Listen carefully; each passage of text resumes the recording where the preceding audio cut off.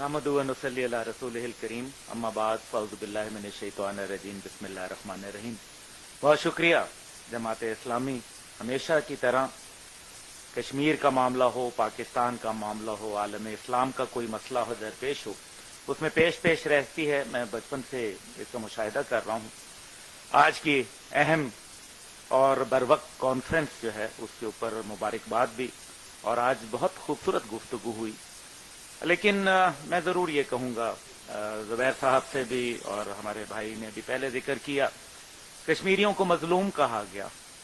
कश्मीरियों को मजलूम ना कहें, क्योंकि कश्मीरी जो हैं वो तो जहाद कर रहे हैं, वो तो दुश्मन के सामने हालत जंग में खड़े हैं, मैदान में खड़े हैं, शहादतें पेश कर रहे हैं। मजलूम तो वो लोग हैं जिनके पास सब कुछ होते हुए भी उनके हाथ बंधे हैं।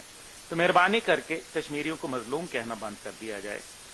और ये गौर करना चाहिए कि कफार इस ताक में रहते हैं कि तुम अपना सामान हर्ब और कीमती असासे की तरफ से गाफिल हो जाओ, ताकि वो 102 का ये तर्जुमा है। बहरहाल हमें ये देखना है कि हालात किस तरफ जा रहे हैं। मैंने ये मुशाहिदा किया, डिफेंस पॉलिसी पे आ गए, बजाय इसके कि पाकिस्तान की हमेशा से एक पॉलिसी थी ऑफेंसिव डिफेंस। नैयर बुखारी साहब को मालूम है ऑफेंसिव डिफेंस पॉलिसी, क्योंकि इनको इल्म है।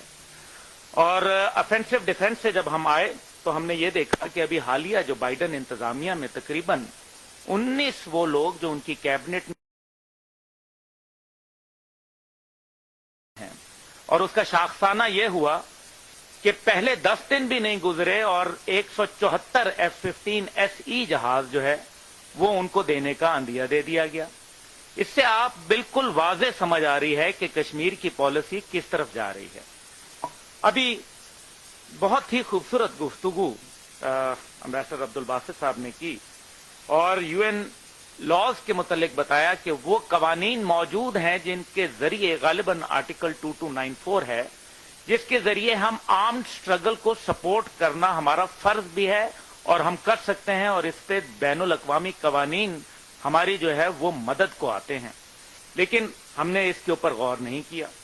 दूसरी तरफ हम ये भी देख रहे हैं कि भारत के अंदर जो कुछ भी हो रहा है और जो भारत हम पे कर रहा है, वो कश्मीर में, बलूचिस्तान में, वो फाटा के अंदर, और जो अब दहशतगर्दी का नया एक अफरियत हमारे ऊपर खड़ा किया गया, उसके अंदर भारत पूरी तरीके से मुलव्विस है, उसके तमाम शवाहिद मौजूद हैं।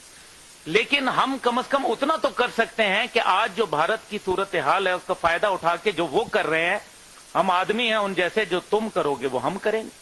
हमें ये भी सोचना चाहिए।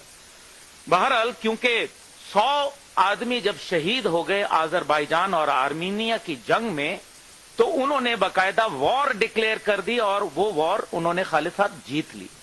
आज 300-325 लोग शहीद हो चुके हैं, जिनमें आधे से ज्यादा तादाद हमारे अफवाज पाकिस्तान के बहादुर सिपाह और अफसरान की है। लेकिन हम अभी तक जंग डिक्लेयर करने में जो है वो अभी लैतो लाल से काम ले रहे हैं। बहरहाल गवर्नमेंट की कोई अभी रिटन पॉलिसी मौजूद नहीं है।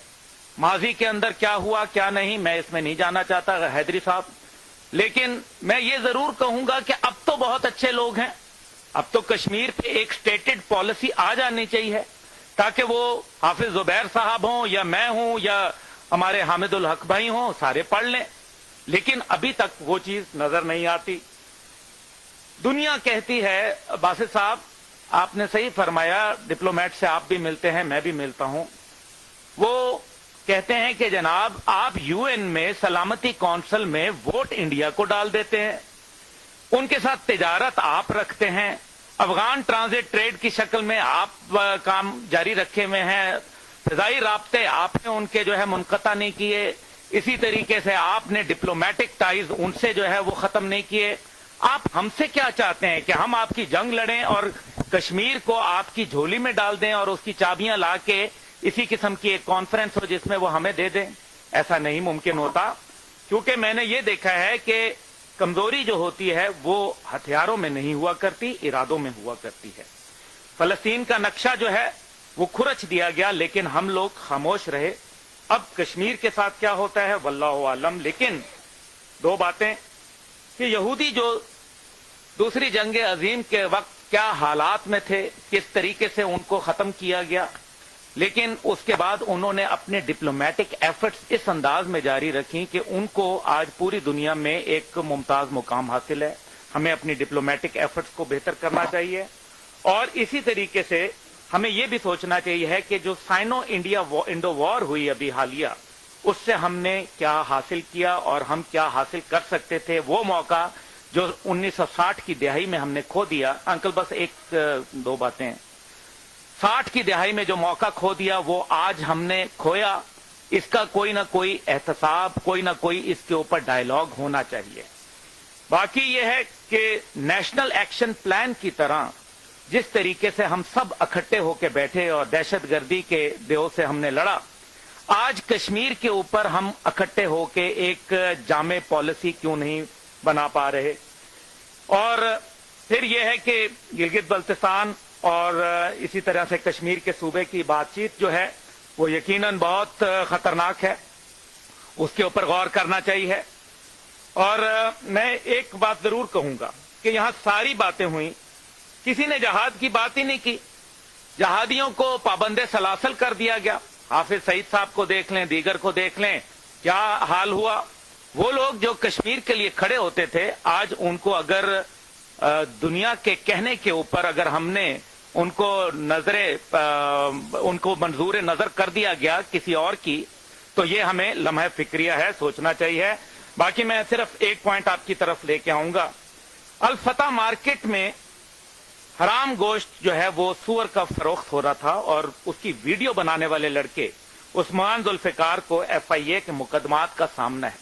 پاکستان میں حرام گوشت کھا کے پھر کشمیر کی جہاد کی بات کرنا اور کشمیر کی آزادی کی, یہ سوچنے چاہیے. بہت شکریہ. اور آخری بات لیاقت صاحب اور ساری, کیونکہ ایک بہت ہی امپورٹنٹ گیدرنگ ہے اور پریزیڈنٹ آزاد کشمیر موجود ہیں یہاں, میں آپ کی توجہ دلوانا چاہوں گا. لیفٹیننٹ جنرل تمیم جو کہ اس ٹائم پہ ڈپٹی پولیس چیف ہیں یو اے ای کے, دبئی کے, اور نیشنل سیکیورٹی کے, انہوں نے 4 دن پہلے اپنے ٹویٹر پیغام میں یہ کہا ہے کہ بلوچوں کو باقاعدہ میزائل دینے چاہیے, اور یہ ایک انہوں نے پول کنڈکٹ کیا ہے جن کے 2.8 ملین یوزرز ہیں, ان کے فالوورز ہیں, اور وہ کہتے ہیں کہ میزائل دینے چاہیے بلوچوں کو. یہ ہمارے نیشنل سیکیورٹی کے اندر, یہ ہماری ڈپلومیٹک اس کے اندر ایک مداخلت ہے جو کہ انٹرنیشنل قوانین کی خلاف ورزی ہے. میں چاہوں گا کہ یہ فورم اس کے اوپر بھرپور آواز اٹھائے.